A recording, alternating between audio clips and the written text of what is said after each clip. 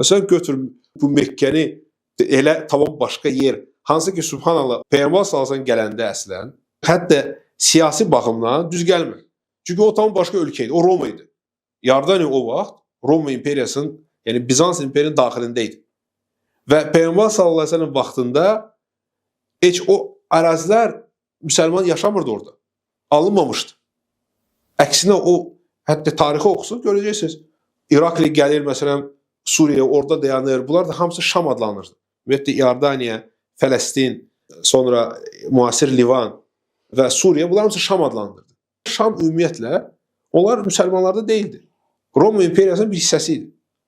Və nə qədər müsəlmanlar vuruşdular, onlardan ki, o torpaqları azad eləsinlər və hamısı da Peyğəmbər sallallahu əleyhi və səlləm ölümündən sonra oldu. Yəni, Peyğəmbər sallallahu öləndən sonra müsəlmanların torpaqları bir dənə ərəb yarımadası idi. Ancaq müsəlmanlar ancaq bu torpaqda. Nə İraqı, Fars imperiyası, nə də ki Romanı, yəni onların torpaqlarını azad edə bilməmişdi.